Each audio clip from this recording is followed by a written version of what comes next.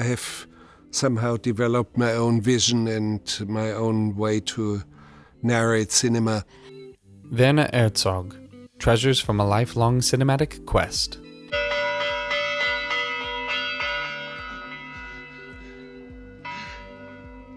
Werner Herzog has become the most recognizable face from the new German cinema vanguard, and his films are unforgettable. Julie, you must never listen to this. I know, Werner. I'm never going to. Werner Herzog, champion of the outsider. When I tell you that Werner Herzog once held an actor at gunpoint upon that actor's refusal to act, you may wonder how he hasn't been cancelled. Herzog denies pulling the gun, but not threatening his star's life.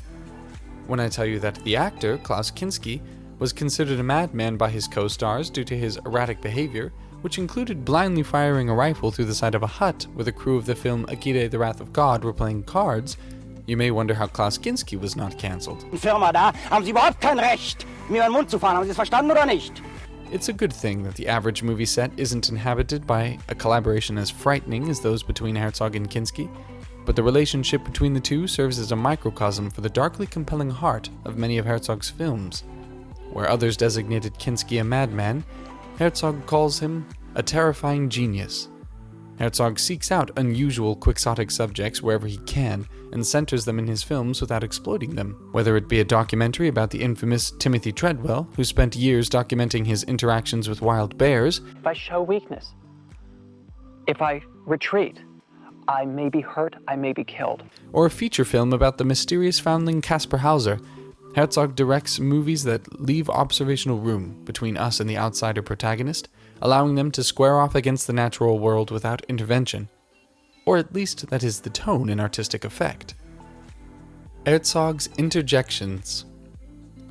Werner Herzog infamously writes philosophical musings for his documentary subjects, arguing that a poetic, ecstatic truth can be revealed through cinema deeper than factual truth.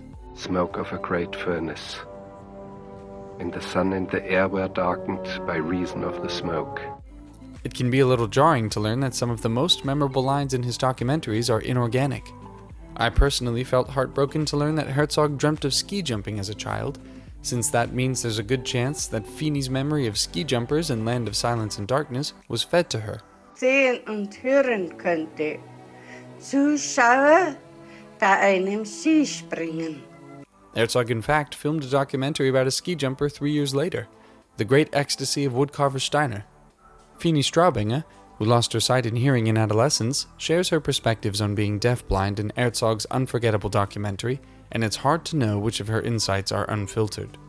In the larger scope of Herzog's vision for cinema, however, there's something honest about how directly he injects his ideas into his movies. It is not so much a look at wild nature as it is an insight into ourselves.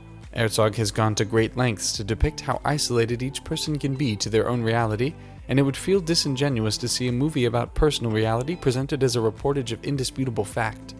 To take Feeney as the ultimate authority on the experience of the deafblind, for example, would ignore the differences between her and Vladimir Kokol, the uneducated 22-year-old young man, deaf-blind from birth, whose lonely lip-trilling and self-hitting occupies an uninterrupted 3.5 minutes of the film before Feeney interacts with him.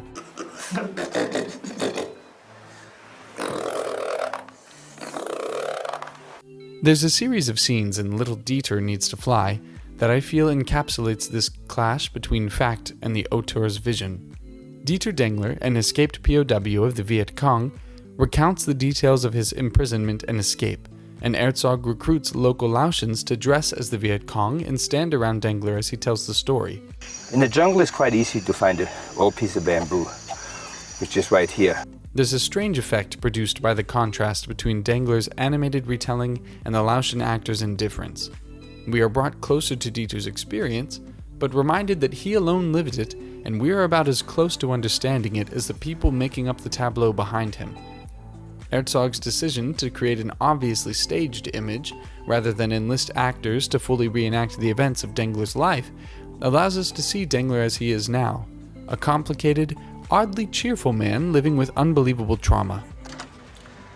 You see, this really seems strange to most people, but to me it's very important. It focuses on him instead of one sensational chapter in his life. strange as it is to watch, it stirs the subconscious in a way that most documentary interviews don't. Herzog did eventually direct Rescue Dawn, a feature film about Dengler's imprisonment and escape starring Christian Bale, and despite being a powerful escape/war movie with Herzog's absurdist touch, it's not as powerful as the documentary.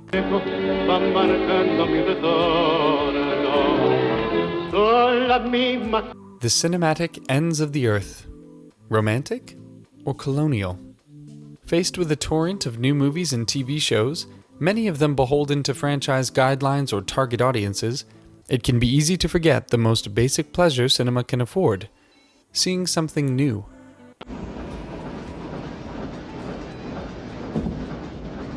When so much of our media is formulaic, even movies we've never seen before feel familiar and their imagery forgettable. With Werner Herzog's movies, you will almost always see footage that you haven't seen anywhere else. Whether it be the vast burning oil fields in Lessons of Darkness, or the entirety of Cave of Forgotten Dreams, which captures on film the oldest preserved paintings in human history, you see something you've likely only heard about before. This picture has a layer of calcite and concretions over it that take thousands of years to grow. At the end of Aguirre, The Wrath of God, for example, Don Lope de Aguirre stands on a raft in the Amazon River, eyes fixed on the sky. Around him, the members of his exploring party have been stricken dead by arrows and spears, and a few dozen monkeys forage what food remains. The wrath of God. Who else is with me? On another trip, 5 years long, so more like relocation, to the Amazon, Herzog filmed his most notorious work, Fitzcarraldo, the true story of an Irish entrepreneur who tried to build an opera house in the middle of the Amazon rainforest turned, in Herzog's hands, into the story of hauling a steamboat over a mountain.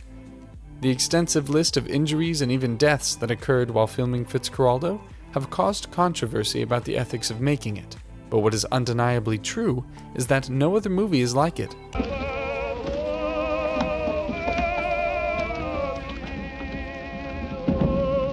Should you take on the 2.5-hour film, you will see hundreds of people level a mountain and drag a steamboat over it, for real. Herzog's questionable treatment of indigenous people should not go unmentioned. Debates circle around the production of Fitzcarraldo about whether the rate of injury and death exceeded what would normally take place across 5 years in the Amazon. Pequeño, chiquito, ese lo puede subir rápido, como es tremendo, de repente los cables se arrancan. The barrack-style housing provided for the Amahuaca people, who performed much of the labor needed to pull off the movie's conceit, on the other hand, too closely resembled a labor camp for modern audiences to give the movie unbridled praise in the way that many critics did after the film's original release. And the conceit itself, achievement of the impossible at the expense of one's safety and the safety of those around oneself, does not fit unproblematically into a film about an Irishman trying to culturally educate natives of the jungle.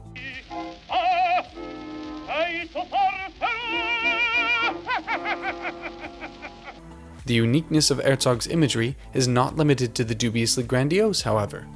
Herzog, like many of his new German cinema contemporaries, lets the camera linger, allowing the minutiae of life to take up screen time. He often includes a mixture of the grandiose and minute in exciting ways, and nowhere more effectively than in The Enigma of Caspar Hauser. Sohn, sagt der Blinde,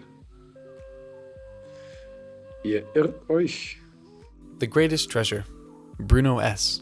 Two of Herzog's greatest films, The Enigma of Caspar Hauser and Stroszek, share in common the best actor he ever hired, and that includes Christian Bale. No outcast fits more brilliantly into a Herzog story than Bruno S., not even Klaus Kinski. Bruno S. was a genuinely odd person with dreams bigger than himself, which is exactly the kind of subject Herzog loves to pit against the overwhelming world. Unlike Kinski, Bruno S. bears with him an incredible sensitivity that makes him easy to root for and sympathize with, even at his strangest. In The Enigma of Caspar Hauser, Bruno plays the German foundling after whom the English release of the film is titled. Hauser is socialized over time after being released from isolation in late adolescence.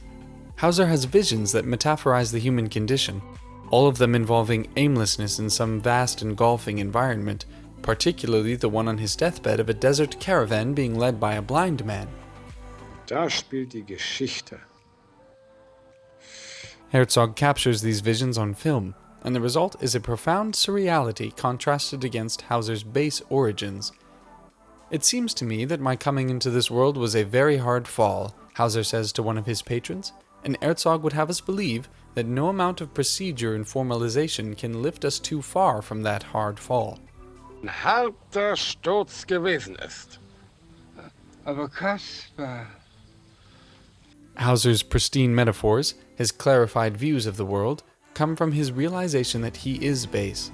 And through Hauser, the audience too can see how we deceive ourselves into thinking we are far from Hauser's existence. In Stroszek, Bruno plays a Berlin busker who emigrates to America with a prostitute and his neighbor, only to find himself more destitute and alone than before.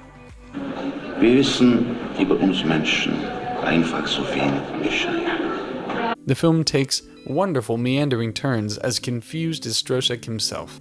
Stroszek eventually succumbs to despair in the final scene, one of the most sustained frenzies in all of film, and another instance of Herzog highlighting the chaos that awaits us just beyond our controlled reality.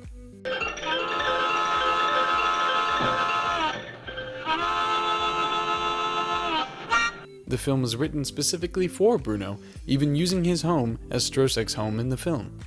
On their own merit, these are two of Herzog's best films, featuring footage both dreamlike and nightmarish, following their subjects wherever they lead. And with a subject like Bruno S., that place is always worth going to. I say this quite possibly to the chagrin of many Herzog fans, but I recommend starting with the Bruno S. movies and then finishing with them. Bruno S. captures the best of Herzog's ambitions as a filmmaker, and the movies featuring him shed light on the rest of Herzog's filmography. Speaking of which, some other notable titles that portray what I've pondered in this article include Cobra Verde, Sugarcane planter. I am the bandit Cobra Verde. The White Diamond,